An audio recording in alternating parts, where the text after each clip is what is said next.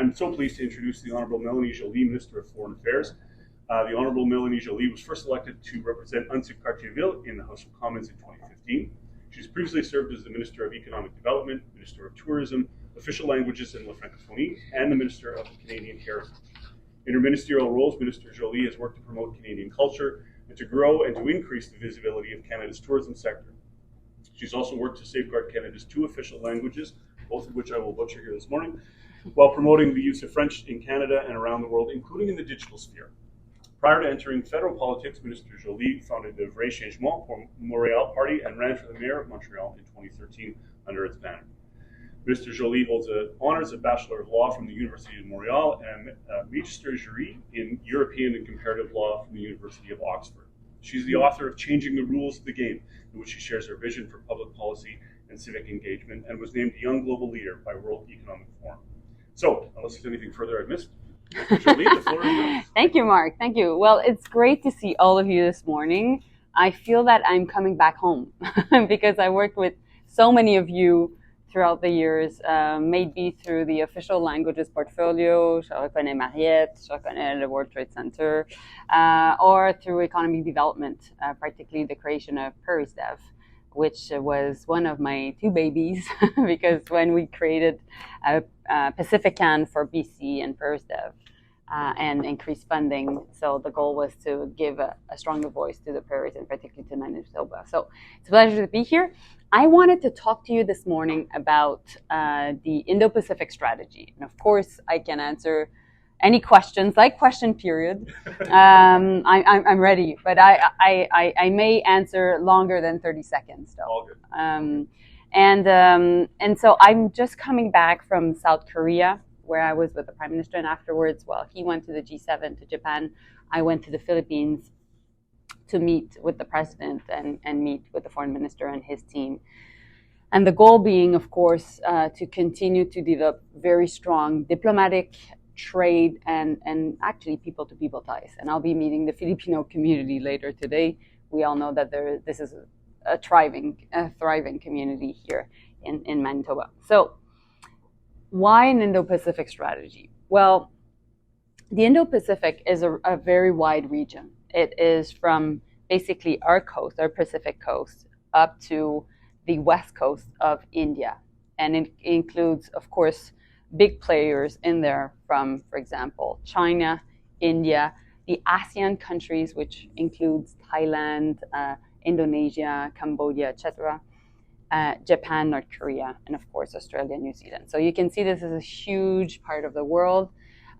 This is a region that by 2030 will have 2/3 of the middle class, the growing middle class. So that's really, really important. So you can just think about the economic opportunities. And by 2040, it will account for half of basically the growth in the world and 2 times the growth of the US. So these are really compelling numbers that we have to bear in mind. And so what we know right now is anything that happens in this region will have an impact on us, because it is where a lot of the economic growth will be happening, but we're seeing at the same time geopolitical tensions flaring or re-emerging. And so while the past century has been a lot tilted towards the northeast of the world, it is moving fast and furiously towards the southwest. And because of our geographic reality, we need to play a role in that part of the world. Now, for a long time also, we've been focused a lot, obviously, looking towards the south, to our neighbors. We've been focused to the east, looking to Europe, and of course the north, because of the Arctic. But we are a Pacific nation, and we need to make sure that we assert ourselves as a Pacific nation. So in that sense, we came up with this important strategy. This is a strategy that is including 17 departments, 43 programs, and is the equivalent of $2.2 billion for 5 years.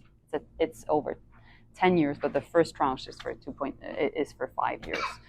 It it is for Alexandre and the team and all global affairs, the biggest it's a global generation. It's a generational shift in the sense that it is the biggest foreign policy that the government has created since the fall of the Berlin Wall. So it is really an important policy. And within the Indo-Pacific strategy, there is our China policy. Because for me, it was important that we talk about the elephant in the room, that we set in stone exactly how we would engage, what would be the rules of the game when engaging with China. And so the principal tenet of the strategy is obvious, which is defending our national interests, promoting it without compromising our values. And so we have 5 priorities in there. The first one is about security and peace in the region. Our goal is to make sure that we invest more in our military presence to uphold international norms, particularly in the North Pacific, which is where Japan and Korea are. I've said that many times, and I say it again today, we should be close to Japan and Korea, as close to them as we're from Germany, France, and UK, for example. So they should be a close partner. Japan is already a G7 country. So I've been to Korea 3 times in the past 8 months. You've seen the PM also going. You will see the Korean and Japanese prime ministers and president and the foreign ministers coming to Canada. So we're really creating these relationships. North Korea is definitely a threat in the region, launching reckless missile launches too often. And at this point, what we're doing by investing in security and peace is we're adding a new frigate. We will have 3 frigates in the region upholding a UN sanctions against North Korea. So that's what we'll be doing. We'll be investing more in our intelligence, more in our police forces in the region as well.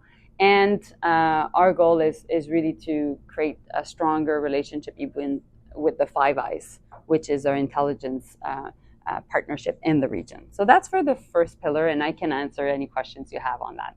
The second one, I think, is the most important one for the business community. It's trade. So when we know we have $100 billion worth of trade with China, it's our second biggest trading relationship. And we know because of geopolitical risks, we need to find solutions to address these. And my job is to highlight these risks for you. You take then your decisions. But what I can put on the table, along with the Minister of Trade, is a diversification strategy throughout the region. So we are the only G7 country that has a free trade agreement with all other G7 countries. We have this important free trade agreement in Asia, which is the CPTPP, which some of you may be benefiting from. We're also negotiating 3 new free trade agreements in the region. One is Indonesia, another one is with ASEAN countries, and the third one is with India. Of course, it's one thing to talk about the free trade agreements, it's another to actually do business. And in order to do business, we'll be increasing trade missions. We're doing kind of Team Canada 4.0 at this point. The Minister of Trade, Mariang, has already launched a first trade mission to Singapore. Maybe some of you have participated, but the goal is really throughout the region to be even more present. We will have an agriculture and agri-food also presence in the region. We'll open an office. We'll have also a new trade gateway in Singapore that will be announced. There will be a lot of different initiatives for you to be able to use and to be able actually to benefit from. So, and of course, we can work with Lauren, with Mark, and Janet to provide you with information. The third priority is everything linked to people-to-people ties, immigration, having immigration offices in Chandigarh, and increasing our capacity in Islamabad, also in Manila, in Philippines, and making sure that we're increasing also in Delhi. So two places in India, one place in Pakistan, one place in the Philippines. We want to increase also scholarships for students, for them to go to University of Manitoba. I'm seeing Michael here, and for University of Manitoba students to go to the region as well. We want academics to be going both ways. We want scientists and scientific. We want to make sure that this approach is not only government to government, it's business, academics, students, it's people to people, because it's over 10 years and it is a very important shift and we have to do it all together. So that's the third pillar. The fourth priority is everything linked to climate change and the need in the region for infrastructure. So we are creating a fund of $750 million, which will be done through FinDev, our agency. And I've already talked to all the CEOs of the major pension funds.